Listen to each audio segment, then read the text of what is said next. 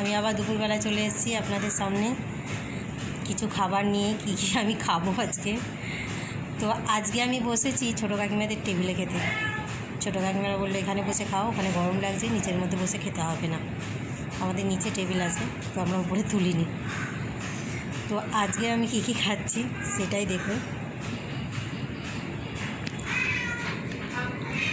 আজকে আমার থালায় আছে, এটা হচ্ছে কুদলি ভাজা, এটা হচ্ছে সব রকম সেদ্ধ মাখা, কুমড়ো, কচু, আলু সব কিছু দিয়ে একটা সেদ্ধ মাখা, এটা হচ্ছে লোটে মাছের ঝাল, এটা হচ্ছে কুমড়ো ফুলের বড়া, এটা দই কাতলা বানিয়েছি, একটু স্যালাড নিয়েছি, আর এটা হচ্ছে টমেটো দিয়ে ডাল, মুসুরির ডাল।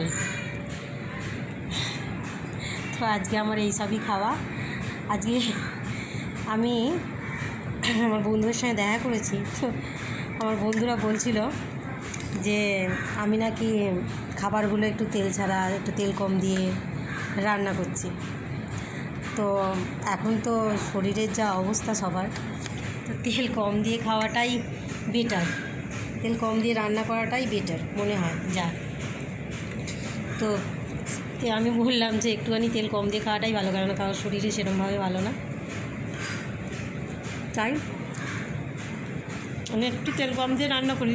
মানে কম বলতে মিডিয়াম, যে আমার একদম তেল ছাড়া রান্না তা না, মোটামুটি তেল দিয়ে রান্না করি।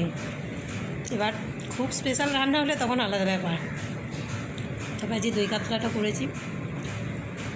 আপনাদের যদি কোনো দিন মনে হয় যে রেসিপি লাগবে, দই কাতলা কেমন করে করছি না করছি একটুখানি বলবেন, তাহলে আমি রেসিপিটা দিয়ে দেবো। ফেসবুকে, ইউটিউবে আমি দিই,